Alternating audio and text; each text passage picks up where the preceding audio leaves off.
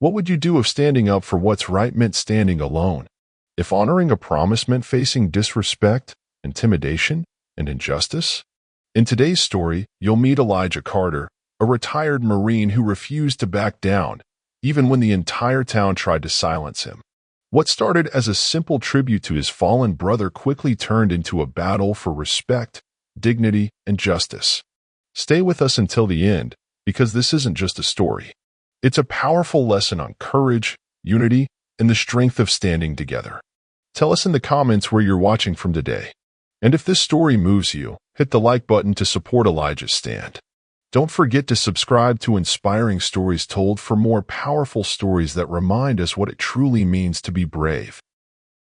The morning sun hung low in the sky, its golden light stretching over the quiet town square. It was Memorial Day, and Fairhope, Alabama, had dressed itself in red, white, and blue. The sidewalks were lined with flags, fluttering gently in the warm breeze. Wreaths adorned the courthouse steps, their vibrant flowers a stark contrast to the weathered brick. Families gathered, young children perched on their parents' shoulders, watching the parade roll by in waves of patriotic display.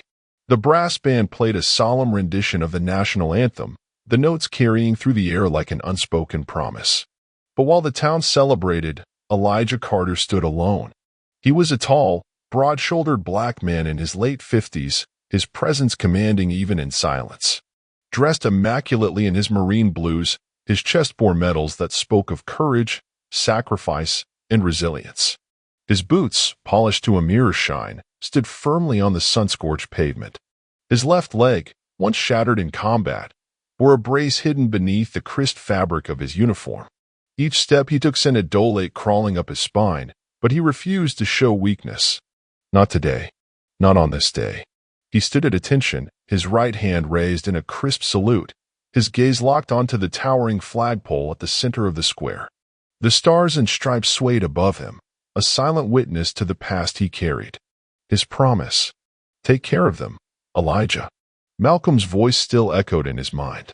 The last thing his twin brother had said before the explosion ripped through the sand, before the world went dark, before Elijah woke up in a hospital bed miles away from the battlefield, alive, while Malcolm was not.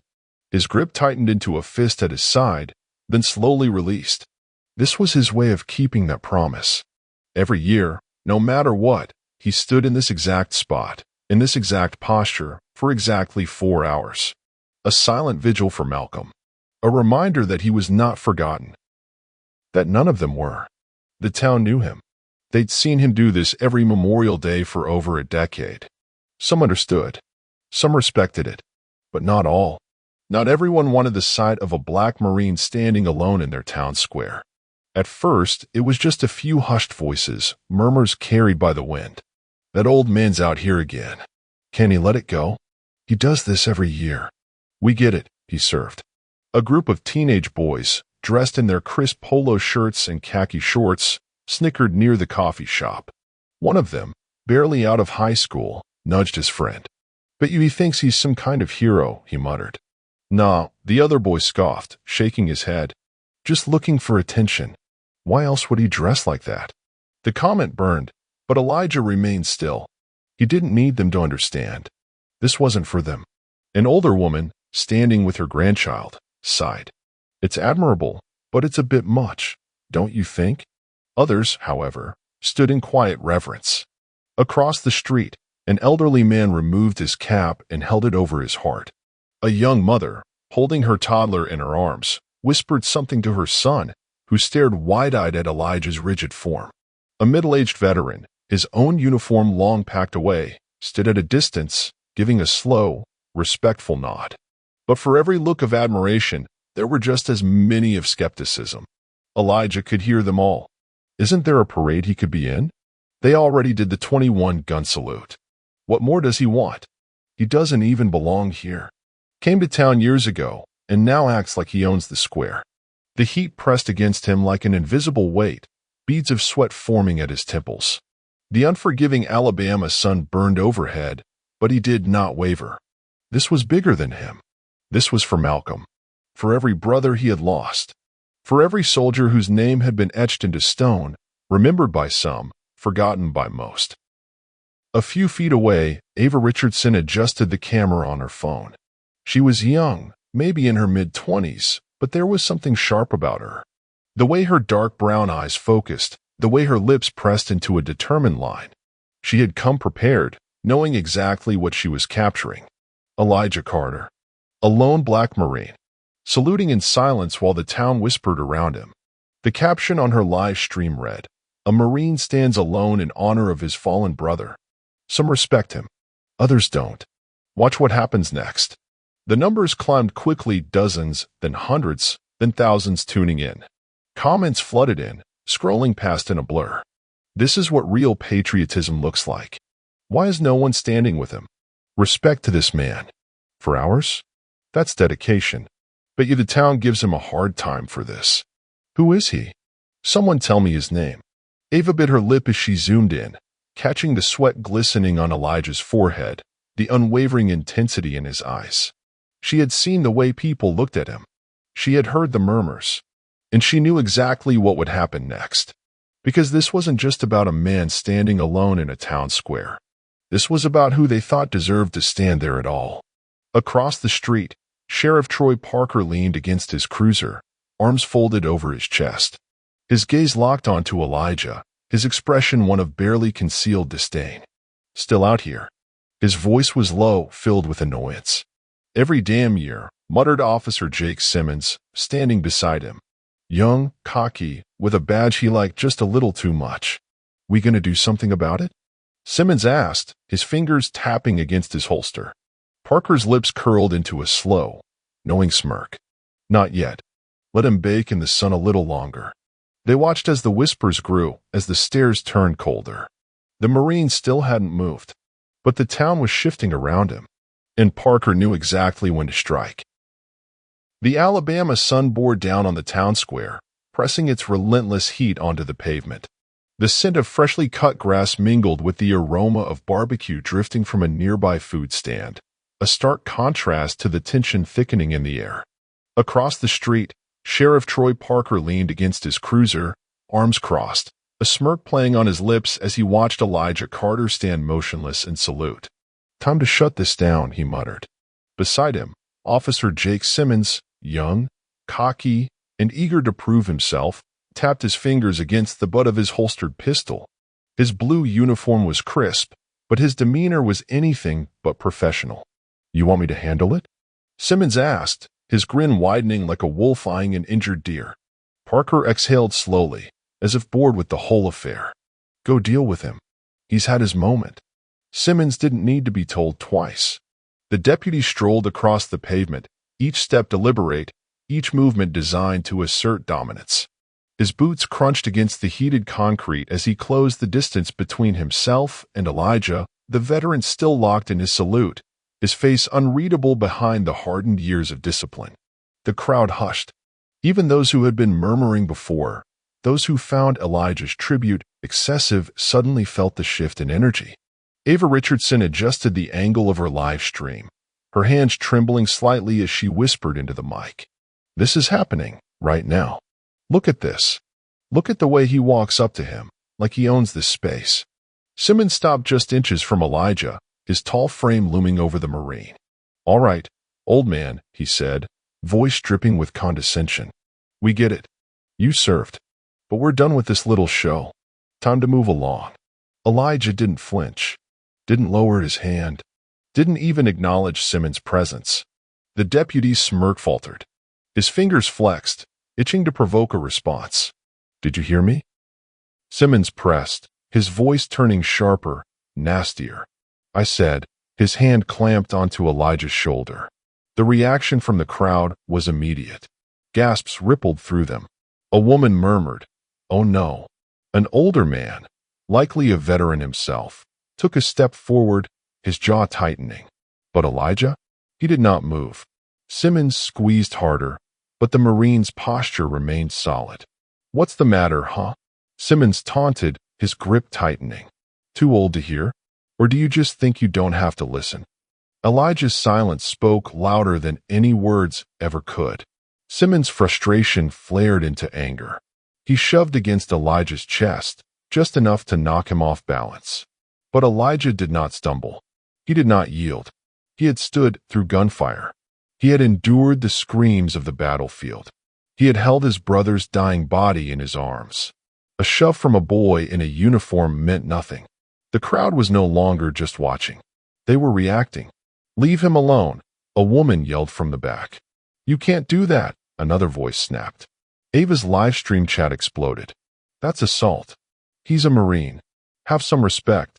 Why isn't anyone stopping this?" But some of the onlookers, the ones who had whispered before, the ones who didn't want Elijah there in the first place, stayed silent. Or worse, they approved. "Man's making a scene," someone muttered. "Cops are just doing their job. He should just move. It's not that hard." Simmons sneered at the growing unrest, relishing the power he held in that moment. But then came a new voice. "What the hell is going on here?" The crowd parted like water as Sheriff Troy Parker approached, exuding quiet authority laced with something more insidious. His uniform was pressed, his silver badge gleamed under the sun, and his smile? It was anything but friendly.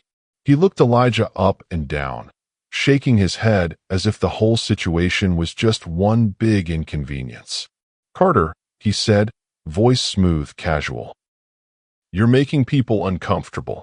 Elijah did not respond. Parker's patience ran thin in an instant. "Either you move, or we make you." The words hung heavy in the thick summer air. Elijah's hand remained raised, his body unshaken. Parker exhaled through his nose, his jaw tightening. He turned to Simmons. "If he doesn't move in the next 30 seconds, and that's when it happened." It started low, a distant rumble. Then it grew louder.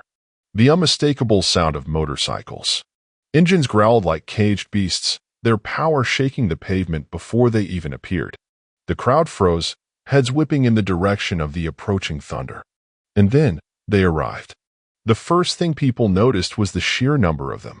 A dozen bikes, black and chrome, roaring into town like a storm rolling in. The second thing they noticed were the men riding them. Leather jackets covered in patches and insignias. Tattooed arms, scarred from years of battle. Eyes hardened, unreadable, but carrying something familiar. Something Elijah Carter recognized immediately. Soldiers. They slowed as they approached the square, their presence commanding, their silence deafening. Hector Alvarez, the leader, pulled to the front. His jacket bore a U.S. Marine Corps insignia beneath the words Reaper's Sons MC. The sheriff stiffened. The crowd held their breath. And Officer Simmons? His smirk disappeared. The balance of power had just shifted. For the first time in nearly 4 hours, Elijah Carter lowered his salute. Slowly, deliberately. And then, he turned to face them. To face all of them. The sheriff, the deputy, the town, the Reaper's Sons. And his expression said everything. "You tried to break me. You failed." The crowd stood at the edge of something about to erupt. But no one knew which way the flames would burn. Elijah Carter stood his ground, unwavering in the face of disrespect and intimidation. But now, the power dynamics have shifted, the Reaper's Sons have arrived, and the town holds its breath. What do you think will happen next? Will the sheriff and his men back down, or will tensions explode into something far worse? Would you have stood alongside Elijah, or would fear have held you back? In moments like these, silence can be just as loud as action. Tell us, how does this moment make you feel? Drop your thoughts in the comments and support Elijah's stand for justice. The growl of the motorcycles faded into an eerie silence as the Reaper's Sons dismounted. The crowd stiffened, unsure of what to make of the leather-clad men standing in formation. The bikers didn't speak. They didn't need to. Their presence alone shifted the entire atmosphere. What had been a one-sided confrontation was now something far more unpredictable. Sheriff Troy Parker adjusted his stance, the smirk he wore moments ago slipping into something else. Not quite fear, but not confidence either. His hand instinctively twitched toward his belt, hovering near his holstered gun. Hector Alvarez stepped forward. The leader of the Reaper's Sons was an imposing figure, broad-shouldered, covered in tattoos, his skin tanned and lined from years of hard living. His eyes, however, held something deeper, experience, pain, and a quiet, simmering anger that had not yet boiled over. The Marine Corps emblem was stitched onto his vest beneath the club's insignia. Elijah saw it. He recognized it. And for the first time since he had begun his salute that morning, he understood. They weren't here by accident. Hector's voice was calm but firm, cutting through the thick heat like a blade. "Is there a problem here, Sheriff?" Parker stiffened. A few feet away, Officer Jake Simmons clenched his jaw, his eyes darting from Hector to Elijah, then back to his boss. The crowd held their breath. "No problem," Parker said finally, his voice slow, deliberate. His eyes never left Hector. "Just an old man disturbing the peace." A ripple of unease spread through the onlookers. Some murmured in protest, while others shifted their weight, their discomfort growing. Hector's eyes darkened. "Funny," he said, stepping closer. "I don't see peace being disturbed. I see a Marine paying his respects." His tone was calm, steady, but beneath it, a storm was brewing. The bikers behind him took a step forward in perfect unison. Their presence, silent yet overwhelming, sent a message. "This will not go the way you think it will." Parker bristled. This wasn't how things were supposed to go. He had expected Elijah to break, to bow his head, to move. That's how it always worked, how it had always worked. But then, these men, these outsiders, had arrived, shifting the power dynamic. Now, Parker wasn't sure if the town was watching him to enforce order or waiting to see if he would be the one to blink first. His hand moved slightly, the tips of his fingers grazing his holster. It was a reflex, an unconscious display of authority. But Hector saw it. The bikers saw it. And the crowd saw it. Murmurs grew louder. "What's he doing? He's reaching. This is about to go bad." Ava Richardson's live stream comments exploded. "Do not pull that gun. We're watching, Parker. This is how it starts." Parker's eyes narrowed. Sweat slid down Elijah's temple, but his body remained rigid. His leg trembled slightly under the strain of holding his salute for hours, but his will did not waver. This was no longer about him. This was about every soldier whose name had been lost to time. Every man who had stood when others refused. And he would not move. Jake Simmons had been itching to act from the moment Hector and his men showed up. The young deputy had built his career off of forcing submission, pushing people just hard enough to remind them where power lay. And Elijah Carter? A black man standing defiant in the middle of town? In front of cameras? In front of witnesses? That didn't sit right with him. The Marine should have left when he had the chance. So Simmons made a mistake. Without warning, he reached for Elijah again, this time, more aggressively, his fingers aiming for the collar of Elijah's uniform. He never got the chance. Because before his hand could make contact, it was caught in an iron grip. Hector moved fast. In one fluid motion, the biker seized Simmons' wrist, holding it tight in an unbreakable grasp. The younger man's face contorted in shock, his body freezing as he realized he was now completely at the mercy of the man before him. Hector's voice dropped into something low, quiet, dangerous. "Touch him again," he murmured, his fingers tightening just enough to make Simmons flinch, "and you'll regret it." The crowd gasped. The town square, already tense, erupted into chaos. "Holy shit." He grabbed him. "What's going to happen now?" Parker's face turned red with rage. "Let him go," he barked, his hand fully gripping his weapon now. But Hector didn't move. Instead, he stared down at Simmons, his eyes dark and unreadable. "What's it gonna be, deputy?" Hector asked, his voice casual, like they were discussing the weather instead of a potential brawl. "You gonna throw the first punch? Or are you gonna let this man stand in peace?" Simmons didn't answer. He couldn't. Because now, he wasn't just looking at Hector. He was looking at all of them. The Reaper's sons. The crowd. The cameras. The world. And for the first time since he'd put on that badge, he realized something. He wasn't in control anymore. Parker knew they had lost the moment. Knew it the second Hector had stepped in. Knew it the second Ava Richardson's live stream hit 500,000 views. People were watching. People were commenting. "We see you, Parker. We see all of you." Parker wasn't afraid of men like Elijah, but he was afraid of a world that was watching him make the wrong move. He inhaled sharply, his fingers twitching against his holster. And then, he made the only move he could. "Stand down, Simmons." The deputy froze. "But sir," I said, "stand down." The command snapped through the air like a gunshot. Simmons' jaw clenched, but he yanked his wrist free from Hector's grasp and stepped back. His face burned with humiliation, but he did not dare to move again. Hector didn't smirk.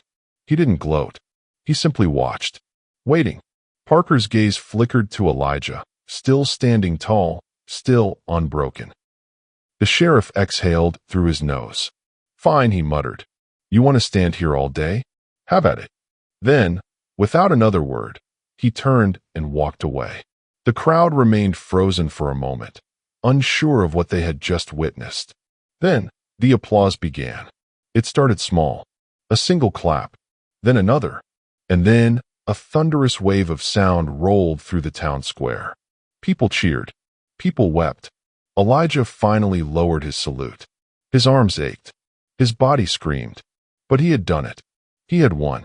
And as he turned to Hector, their eyes met, not as strangers, but as brothers. "You didn't have to do that," Elijah murmured. Hector's lips twitched. "Yeah," he said, "we did." And just like that, the war had changed. The town square felt like a pressure cooker ready to explode. The heat was suffocating, thick, clinging to every breath, but the tension was worse. Sheriff Troy Parker's jaw tightened, his face red with frustration.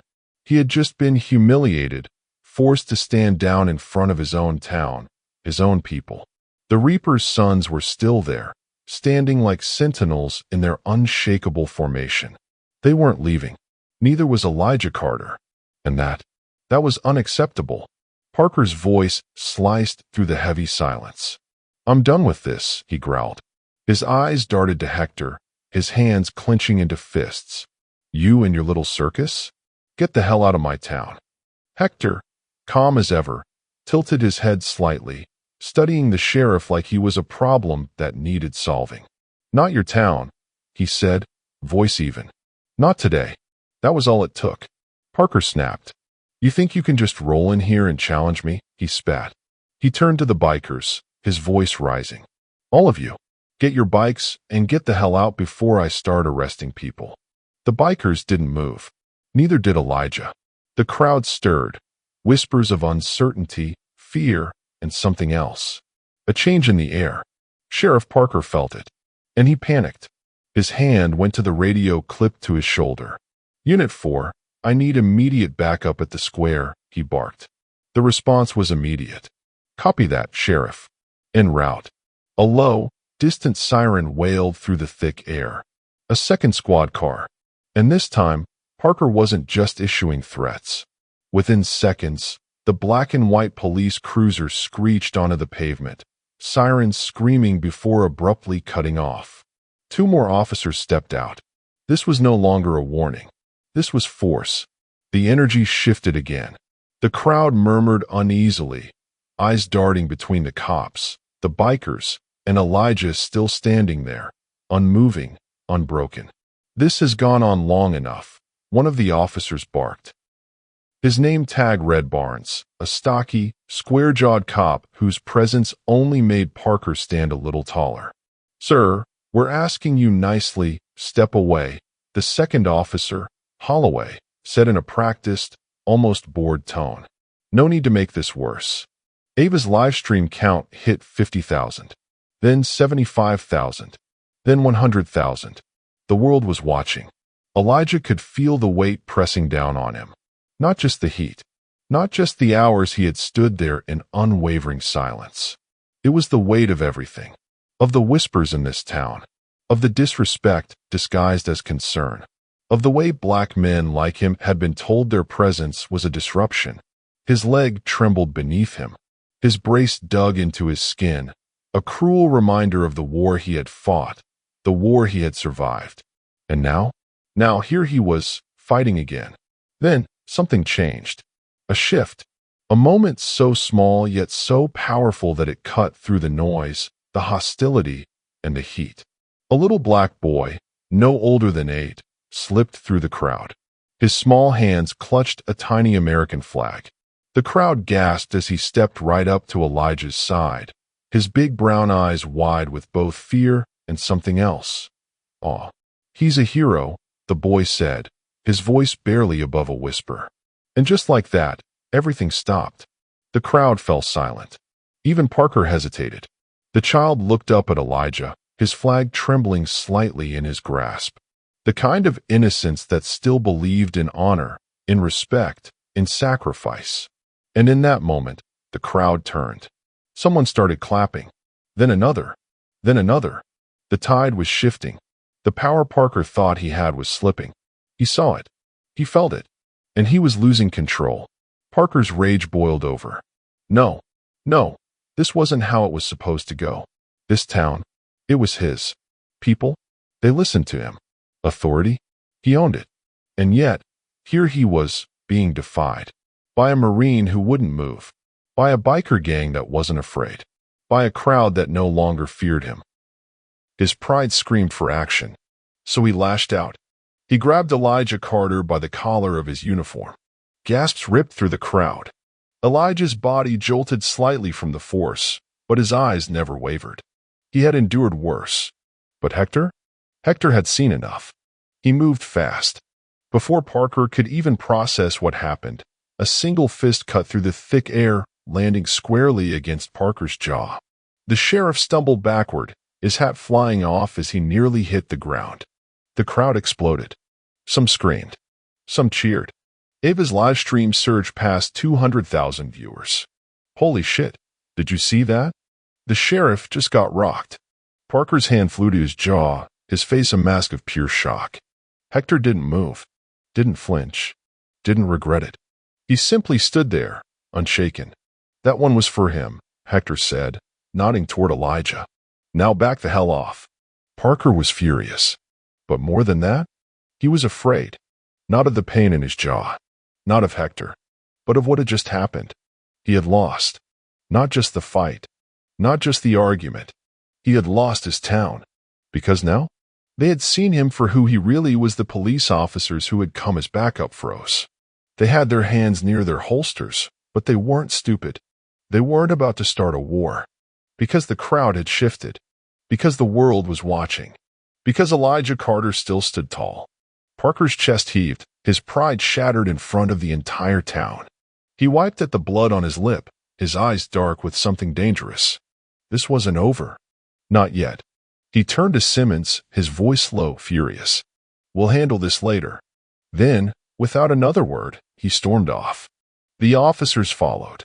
The squad car doors slammed shut. And just like that, they were gone. For the first time in hours, Elijah exhaled. His arms ached. His body burned. But his heart? His heart had never been stronger. Hector turned to him. "You good, Marine?" Elijah met his gaze. "I am now." The little boy still stood there, flag in hand. He looked up at Elijah. "You're my hero." Elijah's voice was soft. "No, son. You're mine."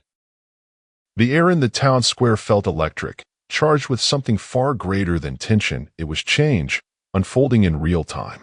The world had seen the moment Sheriff Troy Parker lost control, had seen the way his authority crumbled beneath the weight of truth. But the battle wasn't over. Not yet. A sudden burst of sirens wailed through the streets, cutting through the murmurs of the crowd like a blade. More police cars rounded the corner, their flashing red and blue lights casting harsh colors against the sun-drenched pavement. The crowd stiffened, but so did the bikers. Because from the opposite end of town, more motorcycles roared into view. The Reaper's sons weren't alone anymore. They had called in reinforcements. A second wave of bikers rolled in, engines snarling, their presence undeniable. Their jackets bore different patches, different clubs, but their purpose was the same.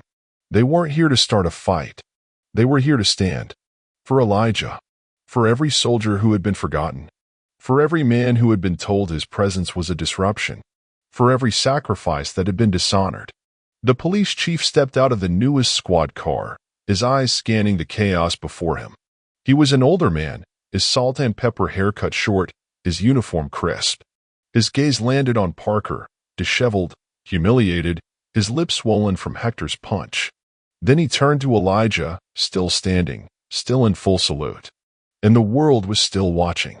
Ava Richardson's live stream had skyrocketed past 500,000 viewers. Every camera was on them now. The chief's face was unreadable as he took a slow step forward. "Somebody want to explain to me what the hell is going on here?" Ava didn't hesitate.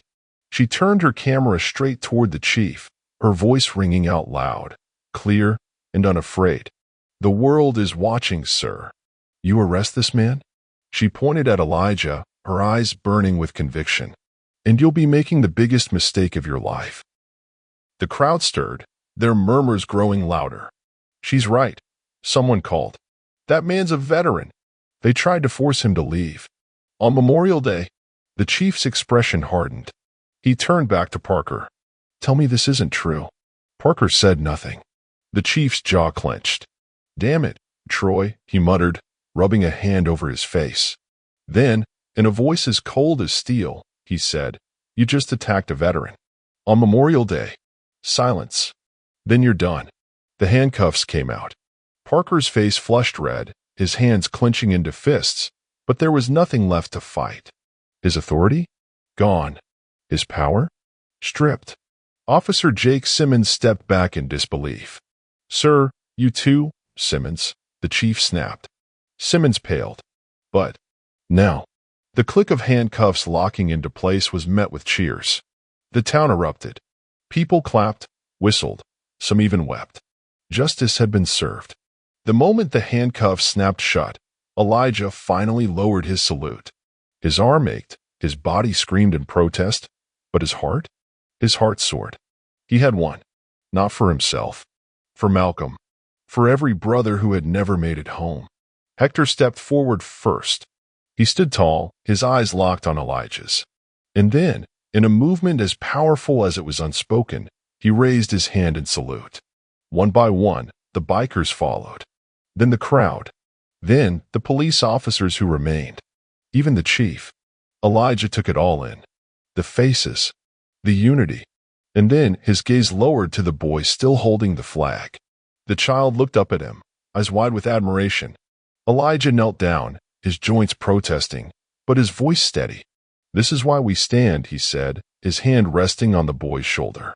"So that one day you won't have to fight to be seen."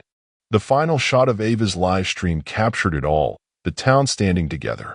The bikers, the officers, the people, all united in one powerful moment. And above them all, the American flag rippling in the wind.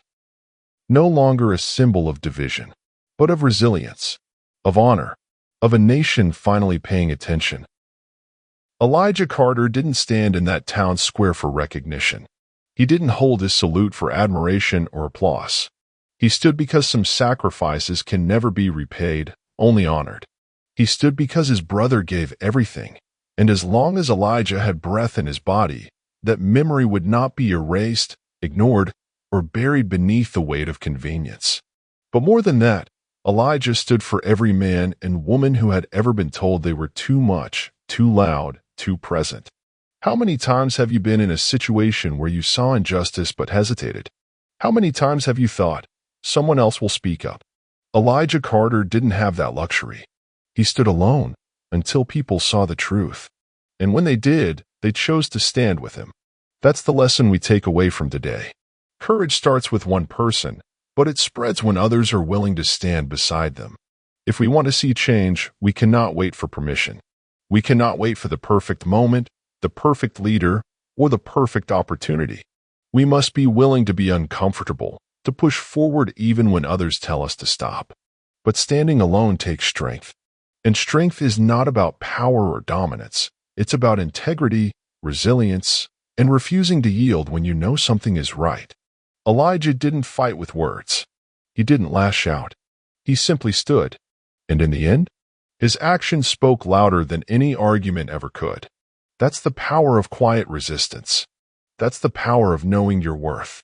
If this story moved you, if it made you feel something, anger, hope, determination, don't let it be just another story.